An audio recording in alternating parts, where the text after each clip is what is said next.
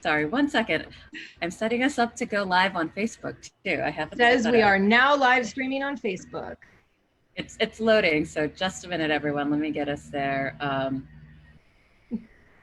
Well, my name's Sarah Bennett, and maybe some of you have possibly read my byline if you're from Long Beach. I've been a longtime journalist out here, but now I am a full-time educator. I teach actually at Santa Ana College, and I'm the advisor of the student newspaper.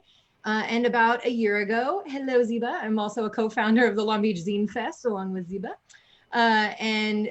So I've been involved in the community for a long time, and now as a journalism educator, acknowledging and realizing the gaps, the information gaps that exist in our communities, and how we can use education to equip people to be their own media and to create their own media. I'm very much about the First Amendment and knowing your rights and knowing your power. And so all of this really kind of comes out of a lot of community conversations since COVID began, about the communication or the information gaps that exist in our communities, the information ecosystems that exist in Long Beach and beyond. And so we came up with this series really as a launch for this education committee and for the education arm of Long Beach Public Media, which maybe some of you already know is the home of KLBP, which is your low power FM station in Long Beach. And so this is really the first series in what we hope will be a really robust and expandable education program. So these 3 tracks, today we are talking about knowing your news and news literacy. Next week, we will be talking about knowing your rights with Robert Baer, who has a show on KLBP. And then in the following week will be Know Your City. And so each of these tracks we are seeing as we can expand upon them based on your feedback and your information needs. So a lot of this will be based on what your needs are and what your feedback is on where you would like to go with this. What would you like us to dig more into next time? We can reach out and find other experts from around the country. John is joining us from Chicago today, which is really exciting. We don't often get people from outside Long Beach coming in and helping us in Long Beach to help us, to equip us to create our own media. So I just wanted to thank you all again for being here and for taking a chance on us. And I'd like to introduce John Silva, who is the Senior Director of Education and Training at the News Literacy Project. He was a middle school and high school social studies teacher in Chicago Public Schools for 13 years. Like me, he also used Checkology in his classes.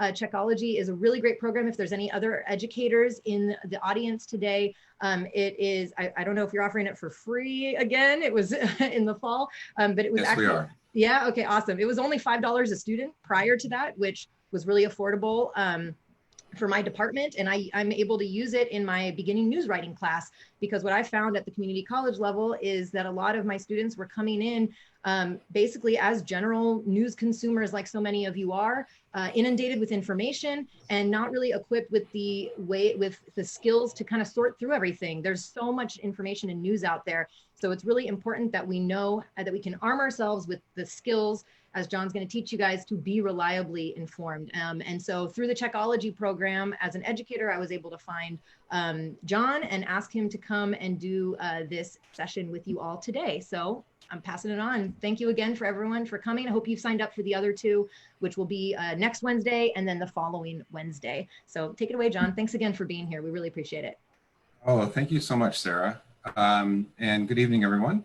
Thank you for taking the time out of your day to spend some time talking about news literacy. I'm going to share my screen here so you can sort of see the start of the presentation. And so this is going to be just a general overview about what it means to be news literate, and in the sense of what are some of the things that we can do to sort of take control of our news, information, and social media feeds for ourselves. Because as we all know, the amount of news, information, hyper-partisan political opinion, misinformation, and even conspiracy theories, it can be really overwhelming. And sometimes it just feels like we want to shut down and just let things go by. But what I'm going to share with you tonight is some basic strategies, some tools, some tips, some things that you can do to sort of not only help stop the spread of misinformation, but also to take control and make sure that there are some ways that you can be reliably informed when you're going through your social media feeds in particular. So as Sarah mentioned, I am a former classroom teacher. My role on the education team at the News-Literacy Project is really focused primarily on professional development and training for educators. Not just about the Checkology virtual classroom, but also about really understanding what it means to teach news literacy. How does news literacy connect to subject areas and grade levels, and how to integrate some of these strategies throughout your curriculum. I also do a lot of research in my work relating to misinformation, and most recently, I've been spending a lot of time down very deep, dark rabbit holes learning about conspiracy theories and conspiratorial thinking. I am sharing my email address here. If anyone would like to reach out afterwards to ask some questions or follow up. Also, if you are active on Twitter, as I am, I do share a lot of information and resources and things on Twitter relating to news literacy and misinformation, and also in particular in terms of education and civics. So that's my Twitter handle there, at Mr. Silva, if you want to follow and sort of see some of the things that I'm sharing.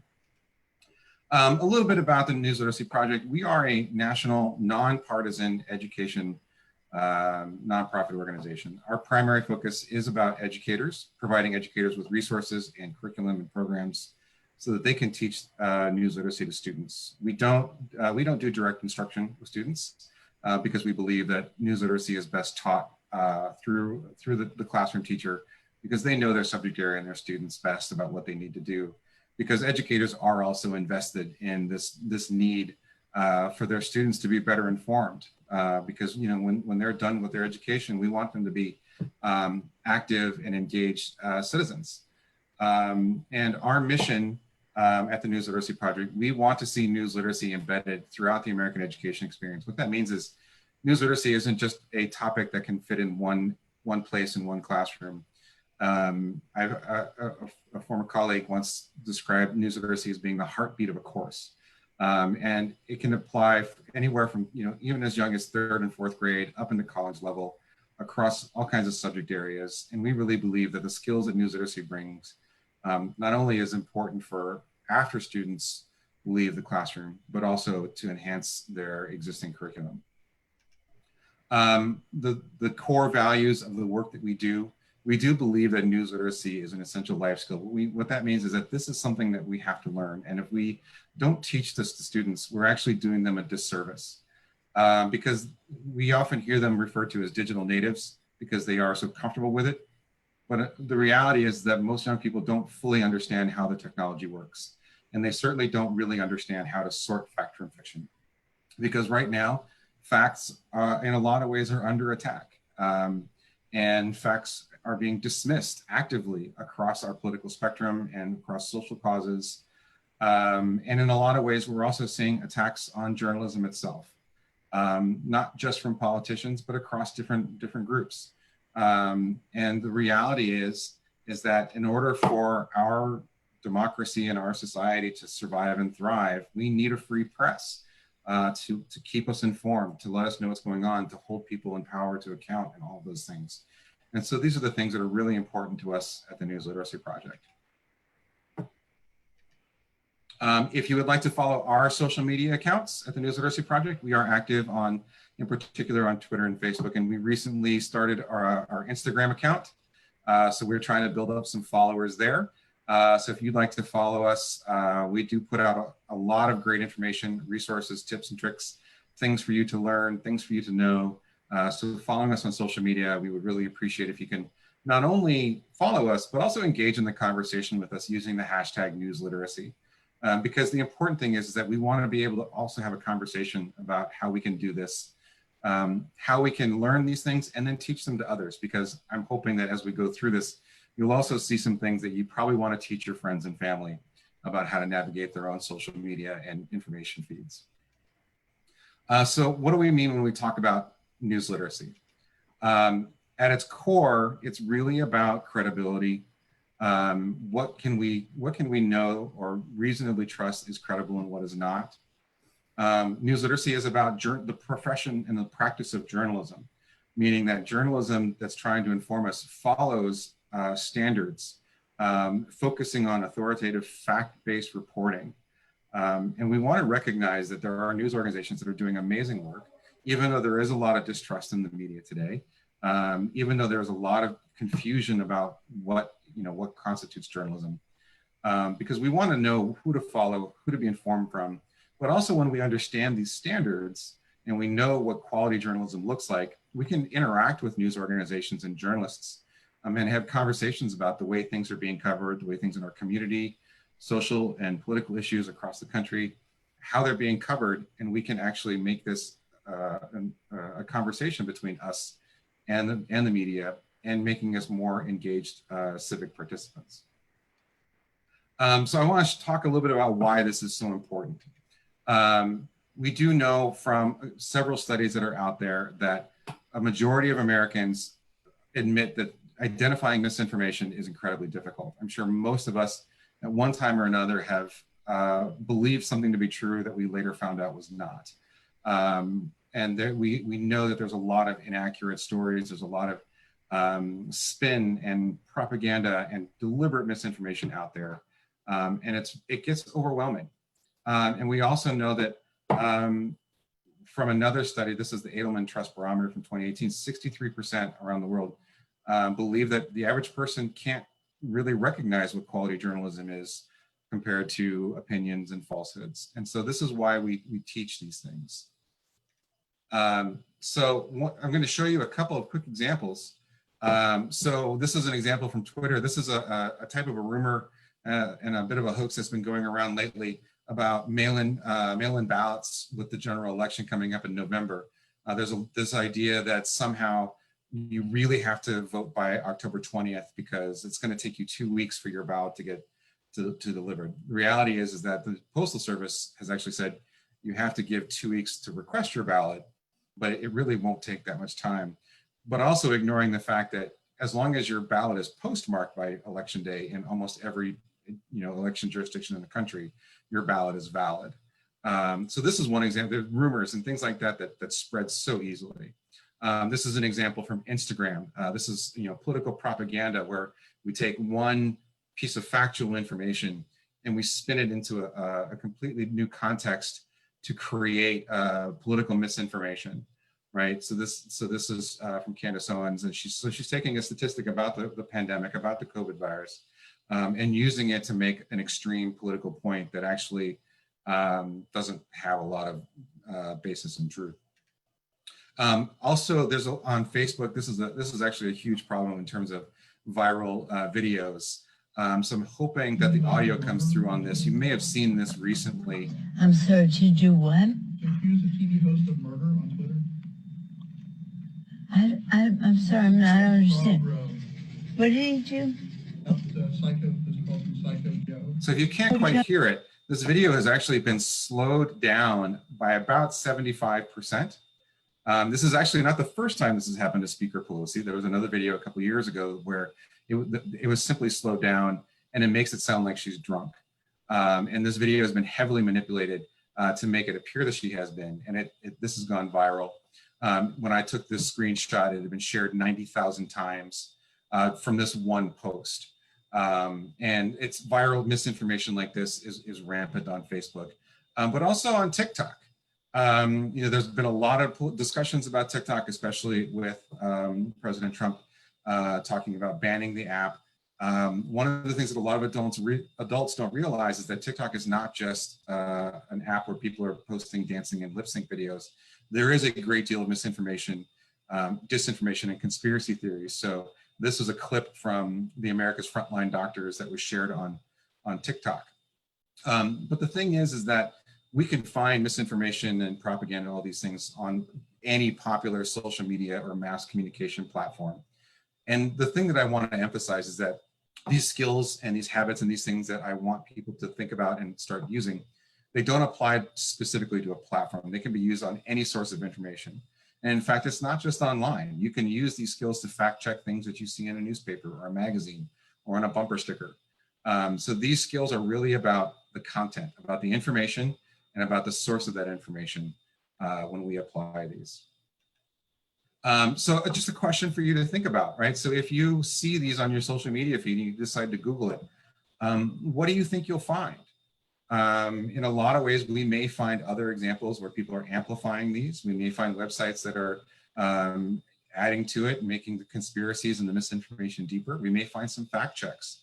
But the big question is, do you feel confident that you could verify the information in these for yourself? Hopefully when I'm done here in a little bit, you'll be able to say, yeah, you do feel more confident, even if you're not so confident now. So I'm going to go into some of the skills. So these are some things that we can do, but I also want to emphasize that these are things that we need to be teaching young people in particular. This is absolutely some things that are embedded throughout our resources, but these are things that we can do. And hopefully, if you are an educator, you can introduce this to your students. If you're a parent, you can model these for your children.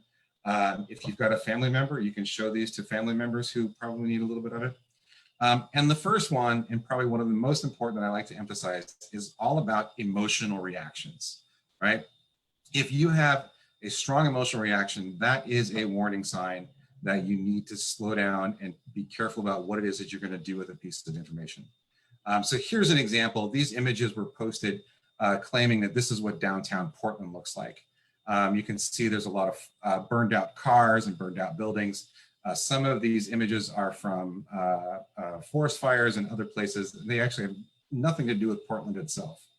But the thing is that the way misinformation spreads is that it manipulates us through our emotions.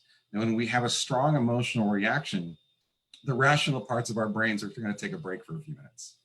Now, the good news is that for most adults, that emotional reaction can pass fairly quickly and we can think about things critically. The challenge, though, is that adolescents in particular are very susceptible to this emotional response because for those of you familiar of brain development, the rational centers of the brain, the executive functions of the brain, are the last to develop, and they're actually not fully developed until about the mid-20s. So adolescents in particular and younger, they're only using the emotion centers of their brain. Likewise, older adults are very susceptible because the reverse is true. Those rational centers, those executive functions of the brain, those are the first to decline. And as that happens, the emotion centers become more prominent. So being aware of these emotional responses are really important because what they're trying to do is have us react and share something because of that emotional reaction. Here's an example of one that was posted recently. So this was put out by Sherry Jacobus. She put this image out there of allegedly of a police officer, and it was in the thick of some of the protests that were happening in Portland. The thing is that when you first look at this image, you have kind of an, oh my God, I can't believe that police are armored and like that. But the thing is, that's not a police officer, and it's actually not even a real person. If you do some digging and you do some thinking on it, you actually find out that's actually a completely computer-generated image. So this is from the artist's, his name is Michael Nash. He has a whole series of these images that he's created. They're entirely computer graphics.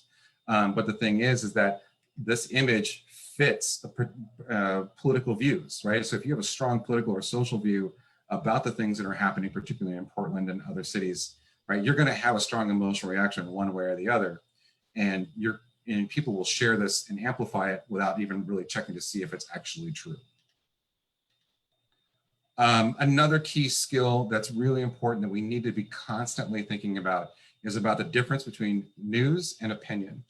And the challenge is that particularly when we're watching network news on television, there is an overwhelming percentage of the content is actually more in terms of analysis and opinion as opposed to straight news. So understanding news and opinion. So news is really what we're talking about. It's informative. It's trying to tell us the details. It's about what's going on, the who, the what, the where, the when. Opinion is about trying to persuade us. It's about trying to get us to come around to a particular point of view. And it's really trying to be somewhat manipulative, but it's about expressing viewpoints. One of the ways that we want to be thinking about is like, what does it look like? So this is an example of a news piece from the New York Times about a COVID-19 outbreak in a Georgia summer camp. And when you look through a news article like this, what you're looking for are some key things about the tone, about what it's telling us, how it's telling us these things. right? This example here is just laying out the details. This is what happened, right? And what we're looking for are what we call the standards of quality journalism. So this is the process that journalists and news organizations follow to try to make their reporting objective and fair and accurate. One of the most important parts of this is verification, right? Journalists and news organizations, they verify the details of what they're reporting. And they verify that through multiple quality sources. They don't just rely on one source, right? Good quality journalism has multiple sources. Sometimes it's an eyewitness, maybe it's an official source, maybe it's documentation, but the idea is that there's multiple sources that help us verify the information. And they present it in a way that's also, we talk about fairness. So fairness is about, so for example, if we're writing a story about something that a politician did, we don't just report on that, and we don't give them a chance to respond, right? If it's about a person, fairness dictates that that person has a chance to respond and give their take on what's going on. Quality news organizations are also about accountability and transparency. And what that means is that if they make a mistake, they correct it and they own it. They say, hey, we got this wrong, no matter how small, even if it's a typo. A quality news organization will say, hey, we spelled that wrong, and they issue a correction. There's a misperception a lot of people have that if there's a mistake made that's actually kind of a negative, it's actually a very important positive, because that's about accountability. And transparency is about the relationship between the journalist and a news organization and the subject of the story. So for example, if the Washington Post is doing a story on Amazon, they will say in that story that Amazon, the Washington Post is owned by Jeff Bezos, who owns Amazon. That's about transparency. And then the last one is about context. Journalists want to make sure that they're giving us as much information as we need, as much background as we need to understand all the details of the story. So these are some of those things that we want to look for in terms of quality journalism. And the thing is, I want to emphasize this really importantly. I never recommend any news organization over another.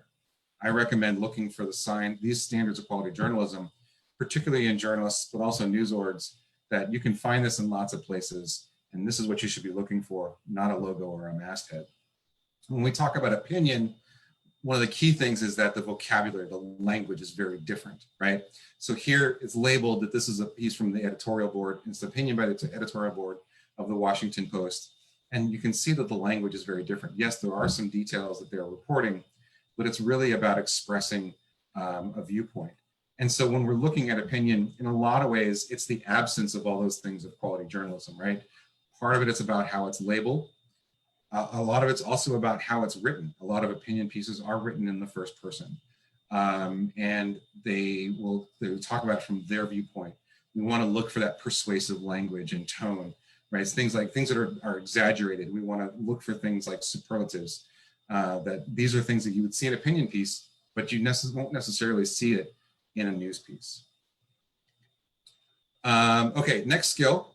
This is something that is a lot of young people struggle with, but also a lot of adults struggle with this. When they see something that's making a claim, looking to see if there's actually any evidence to support that claim. So this is actually one of the things that we have in our app. It's called Informable. I'll have a link for you later. Informable is a brain training style app that teaches and reinforces some of these things. But let's say this comes across your social media feed about margarine being one molecule away from plastic, right? We may have that emotional reaction like, oh my God, I can't believe that. But if you step back a second and you really look at it, you realize that it's just making a claim. They're not really giving us any evidence to show where, how they figured that out or how they know that. Compared to this is a post from the Pew Research Center. They have actually given us a couple of important pieces that help us. So they're telling us that there's 38% of adults in the statistic. There is a graph that's associated with it that shows us that data. But more importantly, there's a link that we can click on and we can see more information about that statistic, about that post. And that's the thing that we really want to be looking for, is that, like, if somebody's making a claim, there needs to be some kind of evidence to back it up. And if we don't see that evidence, we either need to find it for ourselves, or we can maybe even just dismiss it, that we haven't really proved their point. So there's some questions that we want to be able to ask. So these questions are adapted from the Stanford History Education Group. They have what's called Civic Online Reasoning Curriculum. They're doing some amazing work down there in this field. So these are some questions that we want to be able to ask of the content that we're seeing, right? We want to know who's the source, right? Where is this coming from? Can I evaluate their credibility? Right? And if I find that they are credible, okay, are they showing me some evidence? Can I evaluate that evidence for myself? Can I see the source of that evidence? And then if it passes that, is there a connection? Does the evidence actually support the claim that it's making? So this is a deliberate process. And the thing is that this can actually take less than 2 minutes to evaluate some information like this. It actually doesn't even take that much time in some cases, because if you start the process, you may actually find out that something's not true within 20 seconds. One classic example of this, what I mentioned earlier, there was this video went massively viral about a week or so ago from this organization called America's Frontline Doctors, where they were talking about having a cure for COVID-19. You know, there are some important questions that we should ask of this before we accept it, before we share it, right? So who is this organization, the America's Frontline Doctors? You can see that it's sponsored by this organization, the Tea Party Patriots. Who are they? What can I learn about them? What does that tell me about what who they are and giving me this information? This was also promoted by Breitbart. Can I evaluate the reliability and the credibility of Breitbart as a source of straight news? Can I look at these doctors? Who are these doctors? What are they doctors of? Sometimes we may see someone who has a doctor in their handle talking about, trying to talk about COVID-19, for example, or vaccines, and then you find out that they have a PhD in homeopathic medicine or something like that, right? We want to question their credentials. Are they actually experts in this field? And then if I get that far, can I verify this information for myself from other credible sources? So this is really about healthy skepticism. We really want to be sure that we're asking important questions before we accept something and we share it. The reality is that this video was viewed and shared millions of times, and it fit a very particular political narrative, but it is almost completely, thoroughly debunked from multiple ways. It's rife with misinformation and conspiracy theories. Okay, here's one where I'm going to need you to sort of think about how you engage with some of this information, how you go out and look for things, and it's about checking your reasoning. So one of the most difficult things that we are trying to confront when it comes to misinformation, and particularly with conspiracy theories, is called motivated reasoning. In a nutshell, motivated reasoning is I'm going to be looking for information that proves something that I already believe to be true, right? It's about belief, and it's about an emotional connection to that belief.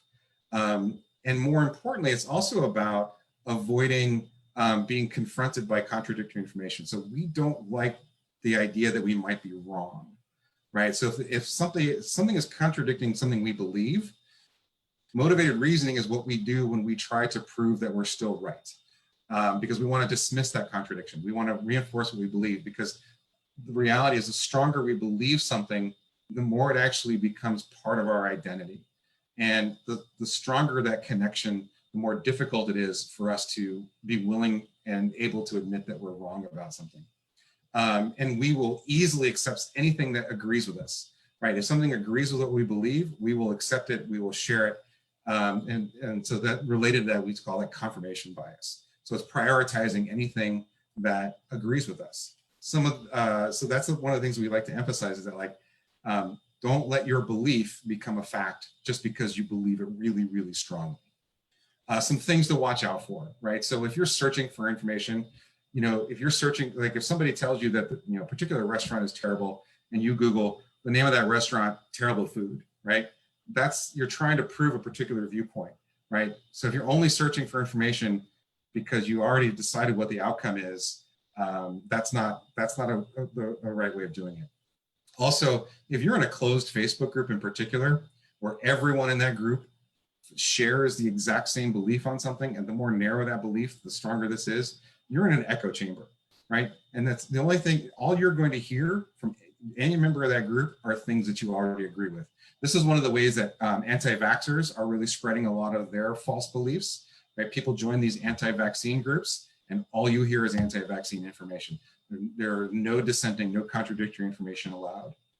But also this follows if you only get your news from one or two sources, right? If you say, I only get my news from X and I ignore any news from Y, right? And you're basing that on your political or social beliefs, that's confirmation bias. You're only engaging in getting information from a very narrow source.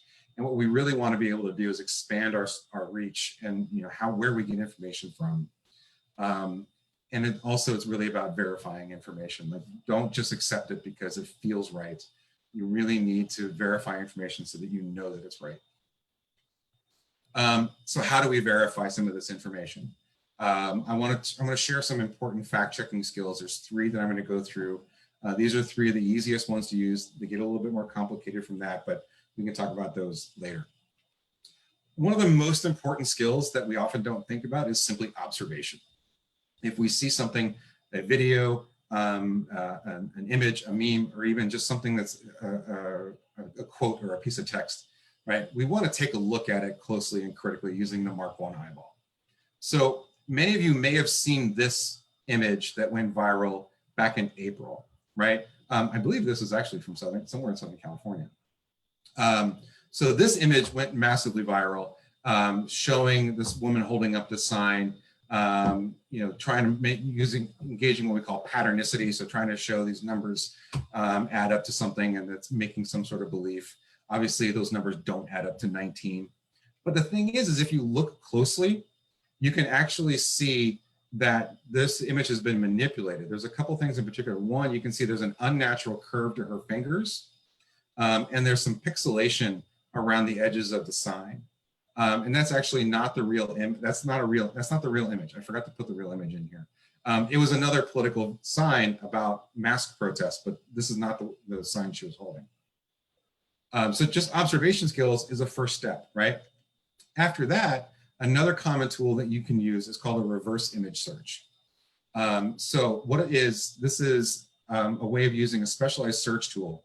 And what it does is it takes the pixel pattern of an image you're searching and tries to match it with images that are in their database. And the search engine will try to show you images that match or are similar in a lot of ways. It's not always as easy as it sounds. You do have to go through and evaluate things very carefully, looking for information. 3 that I really like that I use regularly: Google Images. It's one of the defaults that's in your browsers. And then TinEye and Yandex are also good. And there are several different ways that you can search, but I'm going to show you one. So here's that image in the original context of the tweet. If you take your mouse and you right-click on the image, a small menu pops up, and you see Search Google for Image. Depending on your browser, this also works in Safari, it works in Firefox, it works in Edge, and it will search whatever your default search engine is, and they all work remarkably similar. So by clicking Search in Google for Image, what it's going to do is it's going to pull up some search results. And so we need to take a look here. So the first 2 that pop up actually show 2 fact-checking sites that are addressing this image, right? So I can go to Snopes, I can go to AP News, and they're going to tell me about how that image was manipulated.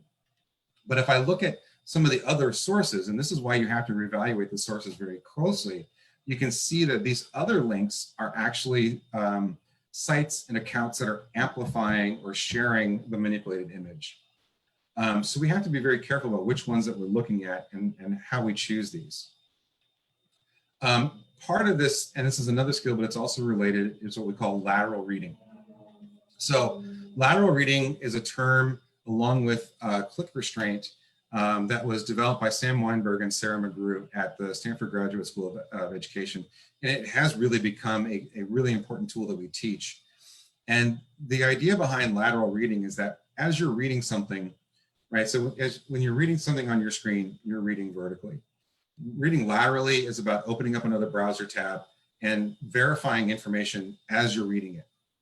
By opening that other browser tab, you can search for things, you can verify key details, you can look for multiple sources to try to tell you if what you're reading is true or accurate or factual, or if it's somehow misinformation.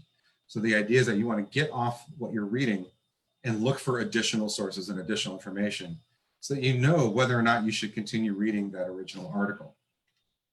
There's a couple different ways that you can do this. So you want to learn some specific search strategies. So for example, if you put a sentence in quotation marks, a search engine will search for that exact sentence or phrase. You can use Boolean tools like putting a plus sign next to a word to require it, put a minus sign next to a word, and it'll actually exclude it from the results. So using a deliberate search strategies is important. And then click restraint is the idea is don't just click on the first link or first two links that pop up. You really want to take your time and look through the search results and try to see which ones are most relevant to what you're trying to search for. And then as you're doing that, evaluate the information from those sources critically. And then usually if something is not true, you're going to find that out pretty quickly. The longer it takes, that's where you're going to try to decide, when am I confident that what I'm reading is true? So I'm going to show you an example from that same image. If I just Google the content of the sign, I can see the results that pop up. So the interesting thing here is, again, we have a fact check that pops up first. Then we have a news article from AP News that also talks about it. But then another side, it's not directly related. It's just about the fact checking site for AP News. We could probably get not directly related.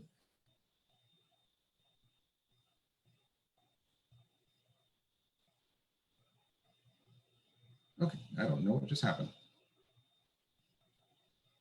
Am I back? Okay. Yep, we can hear you. You just cut out for a quick second, but we have you back on. Okay. All right. That was weird. Okay, so really evaluating those results, right? Click restraint is really important because we again, don't just click on the first link that pops up. This is something that librarians have been trying to teach for a very long time. And if you're an educator, by the way, I have to give a shout out to librarians. If you're an educator and you want to start doing this, you absolutely have to engage your librarian in this work, because they've been doing this for a whole lot longer than we have, and they've got a lot of resources and tools that they can bring into this conversation. Okay, another one. This is, if I could ask everyone to do one thing, this is actually something I would really probably put really close to the top of my list, is that read the articles before you share them, right? So here's an example, right? So this is an example from 2016. Ronda Rousey, former MMA fighter, she posted this article, right? So it's from NPR. Why doesn't America read anymore, right? If you look at the replies to this, there's all sorts of opinions about why Americans don't read anymore, right? Because we're lazy and stupid, right? We're inundated with social media, right? People are discussing this and arguing about it. But the reality is, if you had clicked on the link, it was an April Fool's joke from NPR talking about why people don't click on the links to read the articles, right? And this is actually backed up by some research back in 2016. Columbia University and the French National Research Institute actually did a study to figure out, like, how often do people really click the links? They actually found that on Twitter, 59% of links, people don't click on them, but they will still like, comment, they will share, they will argue about it, they will discuss the article, but they actually haven't really read the article itself. I'm going to show you, this is an example from back in January that really illustrates this, right? So this is a tweet from ABC News about a state senator in Vermont who introduced a bill that would have banned cell phones for everyone under the age of 21, right? No cell phones if you're under 21 at all, period, banned.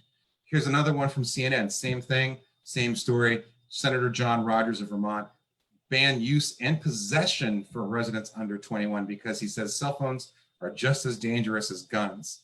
When you look at some of the responses to this, you can see the same thing.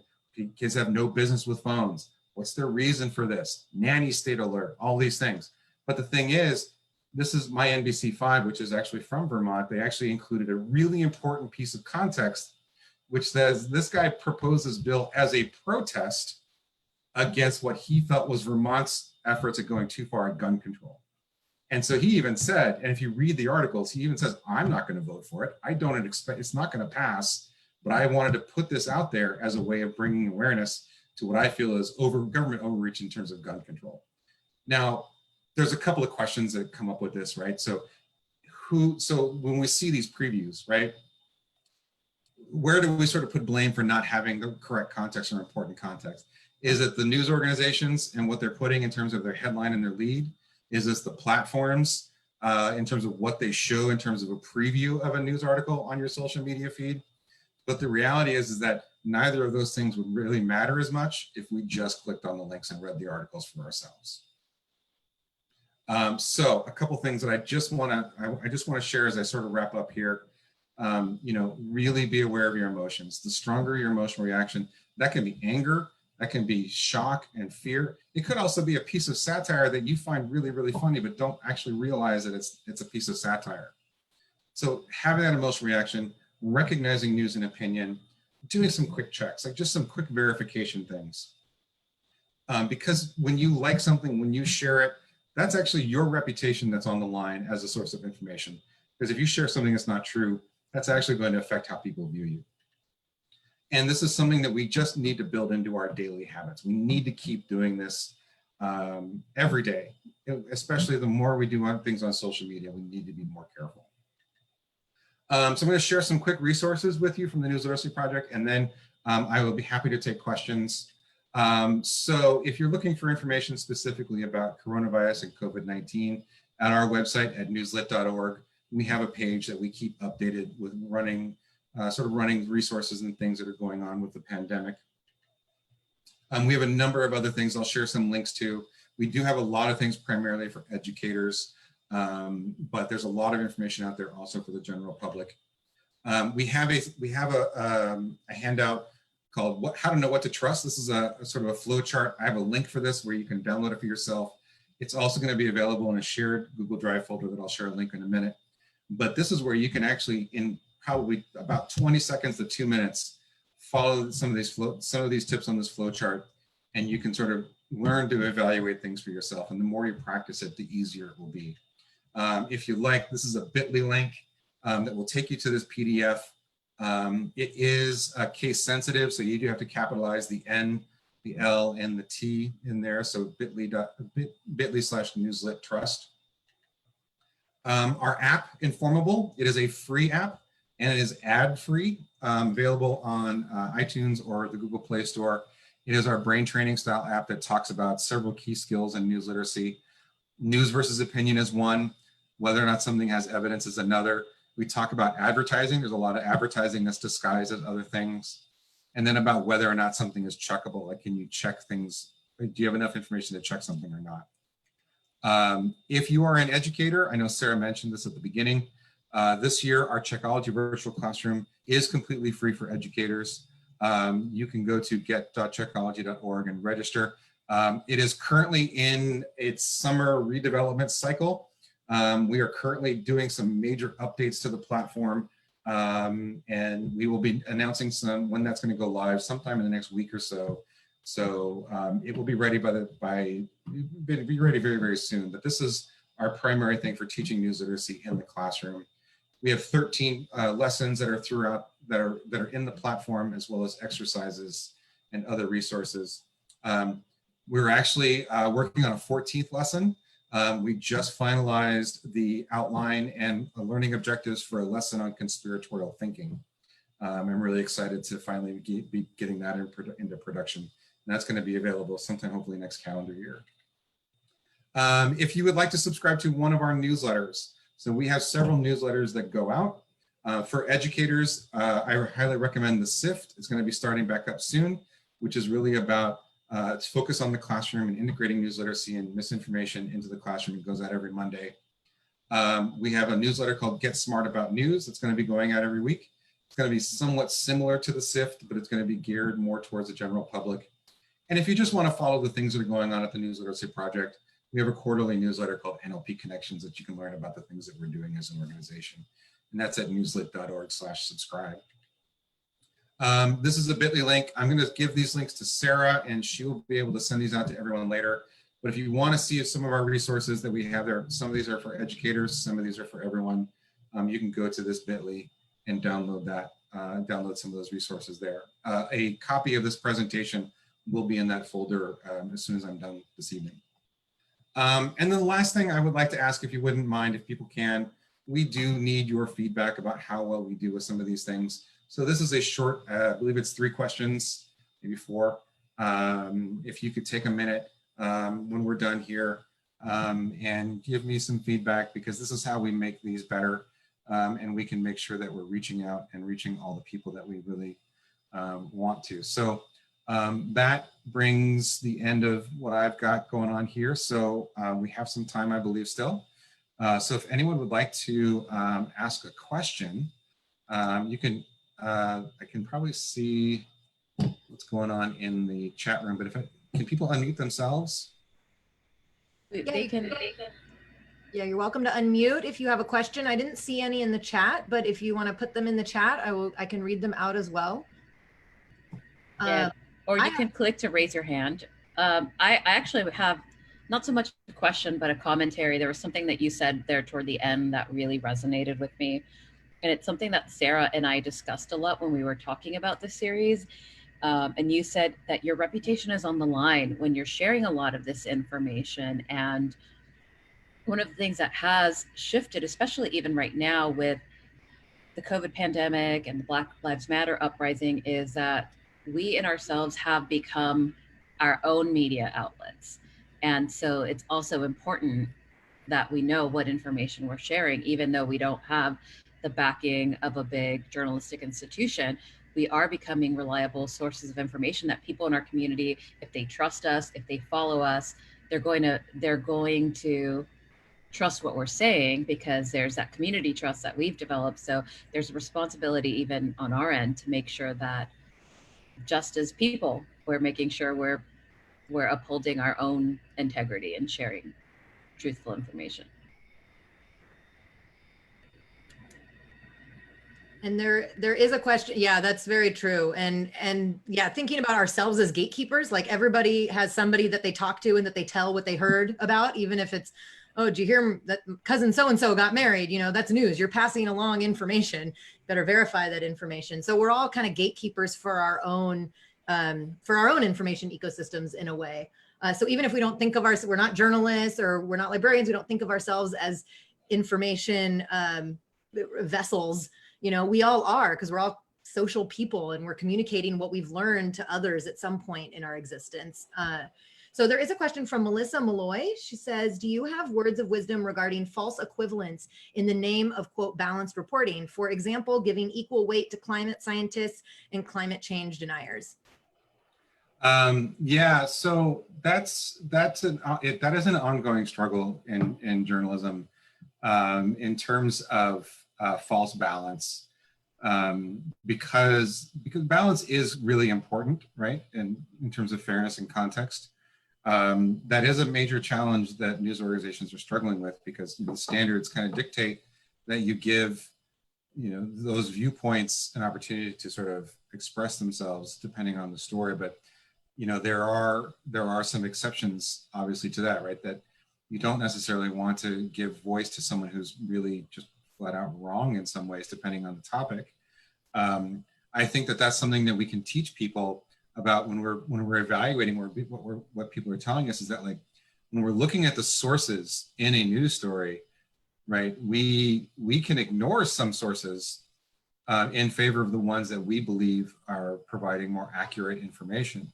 But we should be wary of news organizations and journalists that skew too heavily to one side or the other, depending on the story. And it is a major challenge. But this is one of the things about news literacy in general, is that it does require effort on our part to really ask those questions. And if we see something that's gone a little too far, we should push back on that news organization and say, hey, you're actually promoting something that's it's just not right. We actually saw this recently with the pandemic conspiracy theory video. There was going to be a broadcast where they were going to actually share some of that video, and they were going to give some of the people in that video an opportunity to sort of express their views. But there was massive pushback from people saying, hey, that's a fringe conspiracy theory. There's nothing true about what they're saying. And they actually canceled that and they pulled it back. And that's one of the ways that we make journalism better, is by engaging those conversations and say, hey, that's a little bit too far. And that's sort of going outside of what we think are the standards. And so by having those conversations and pushing back and engaging with it ourselves, we can actually make journalism better in a lot of really important ways. I don't see any more questions in the chat, but I did give everybody the ability to unmute themselves. So if anybody wants to jump in with a question, now's your chance. There's one from Kate, if you'd like to unmute and ask. I can read it as well. She says, do you get any statistics on the number of people who have downloaded the Informable app? What feedback have you gotten from users? I don't have those statistics myself, but I know that in general, people have given us pretty positive feedback about, the way that we approach, teaching the skills and giving people the ability to practice. I know anecdotally, some educators have used it with students. It's something that I actually haven't been directly involved in recently, but I can probably look that up and try to get that to you at some point. I did put my email address again in the chat box. If you'd like to email me questions later offline, if you want to get some additional information, if you think of something after the fact. We do still have a couple minutes if people would like to ask or even just make a comment about things. We want to make this like a really important conversation. Yeah, I think the word that you said is fairness. I know that in the question it was about balance, and I think that often the public perception of how journalism is taught and what journalism is not, it's not caught up with how educators and how journalists are talking about their profession in the newsrooms and in the classroom, because that idea of balance and objectivity is a huge conversation in newsrooms right now, right? What is objectivity, and can you be objective? If you are a Black woman, can you be objective going and covering a Black Lives Matter protest? And some newsrooms have said no, which is problematic. And so there is a growing movement in, do you allow people to write from their experiences? Kind of back to what you said also about accountability and transparency, right? That if they're upfront about it, you understand where these facts and where this context is coming from, because context can also be skewed.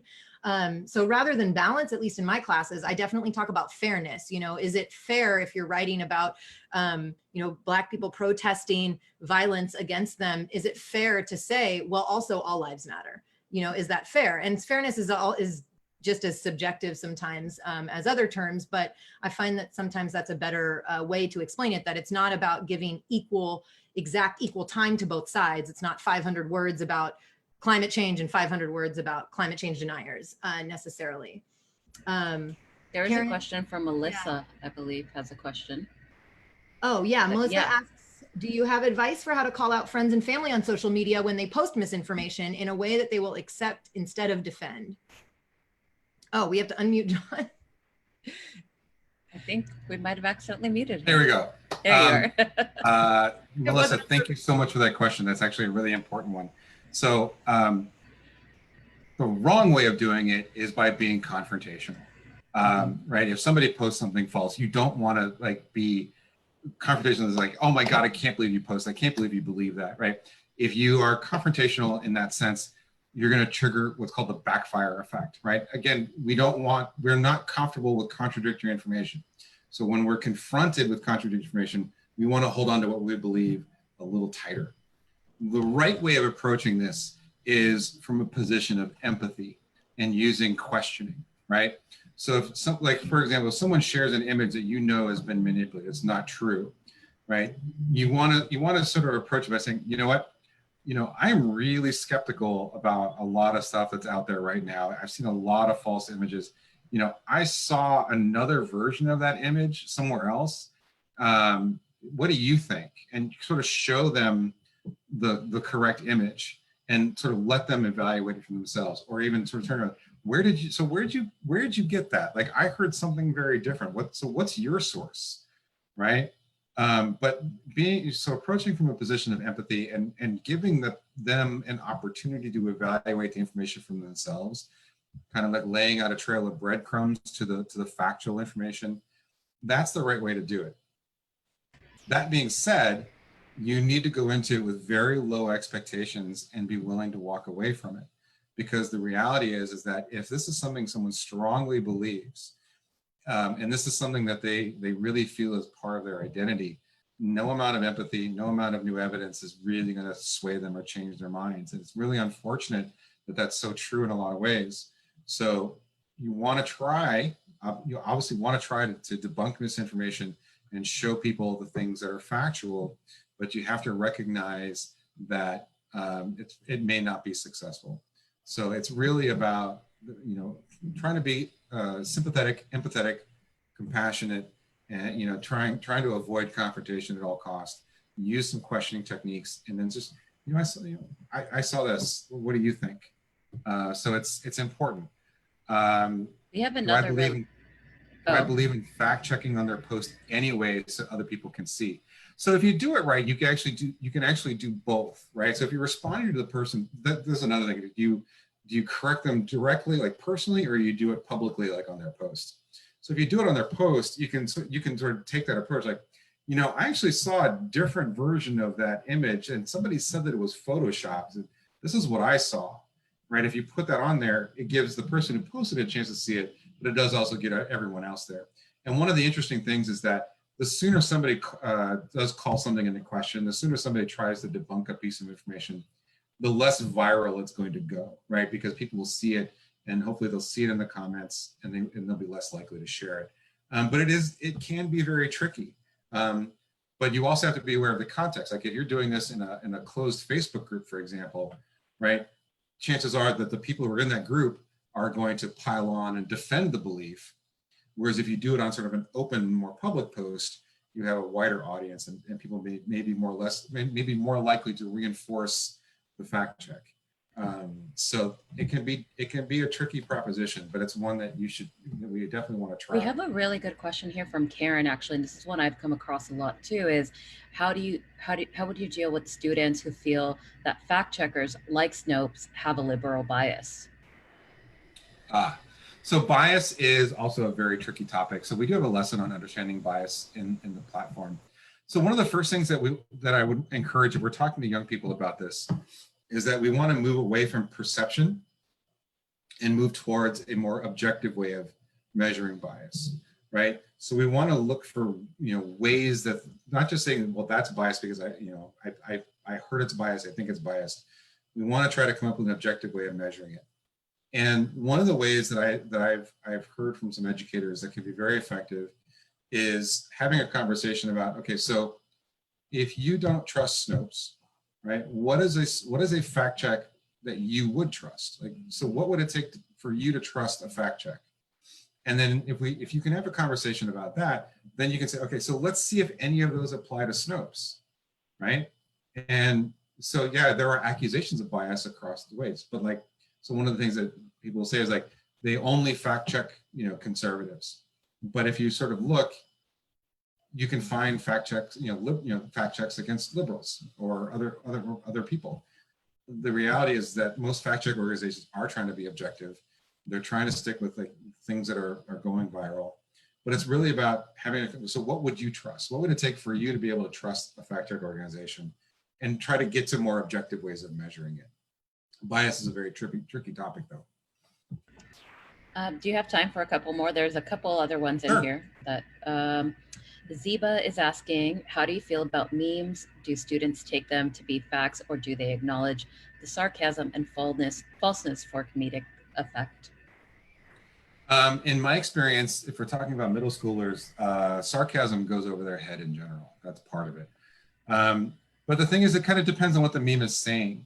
There are some memes that are obviously funny, but the reality is that, it's that emotional reaction, right? Are we sort of accepting it and wanting to share it because we think it's funny without actually checking about what made it funny and what it's claiming, right? There could be something that's really funny, but it's also making a political point, and it may be making an inaccurate political point. And so that's where that emotional response comes in too, right?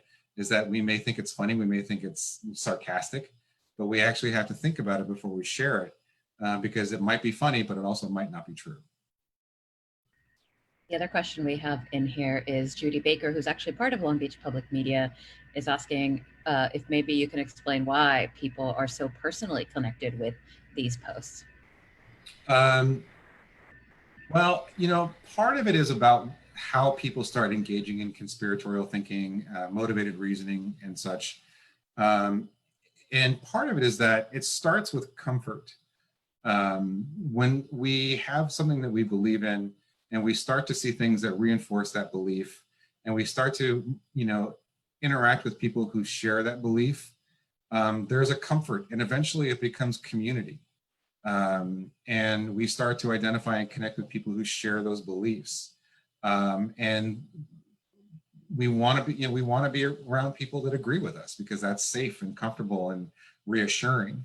And the more we do that, that's when beliefs start to become fact, because even if we start to question it, the people that we're connected to, they're going to reinforce it. And it's going to be, it gets to be really difficult after a while. That's how conspiracy theories really take root, is when it becomes community and a shared identity, right? We see that in the anti-vaccine conspiracy theory groups.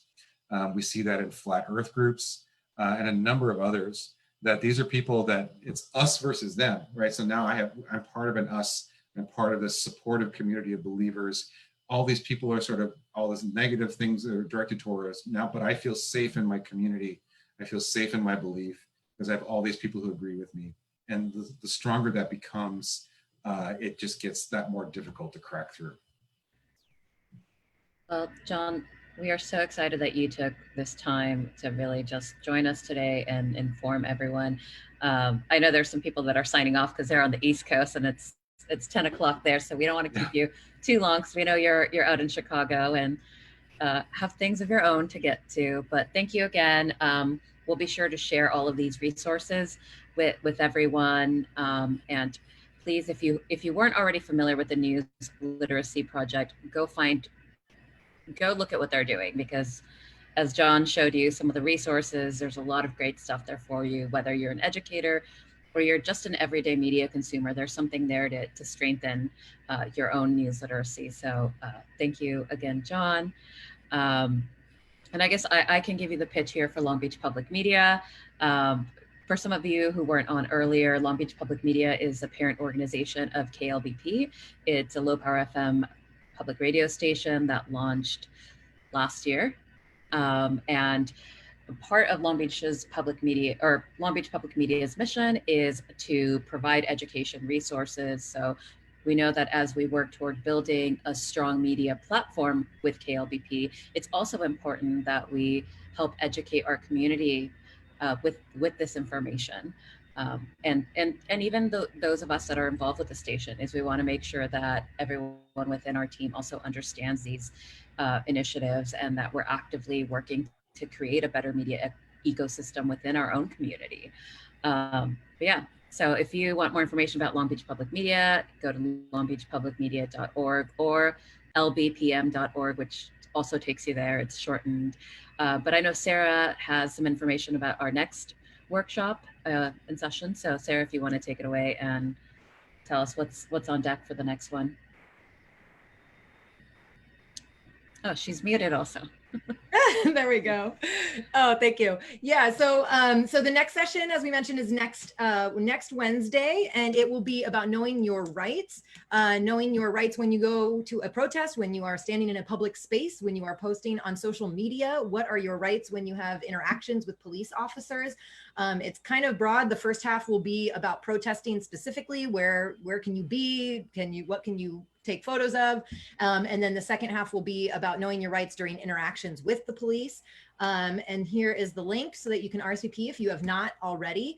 So that is another universal one. It's so great to see people from across the country that are here. Our third session is about knowing your city. So that's a little more hyper local, and we'll be going through with Kevin Flores from fourth.org, which is a grassroots nonprofit media company in Long Beach, and they'll be going through how the city power structure works, and he'll actually walk through a little bit of a public meeting so you can see how that plays out and kind of break it down and analyze it, because I can tell you from covering city council, it's a lot of jargon and gobbledygook. So we'll be breaking all that down for you so that you can go protest safely and hold your public officials accountable. So hopefully that what John was presenting here was a great introduction, and you can take these skills and tell your family, and maybe get kicked out of a couple Facebook groups if you're posting in there.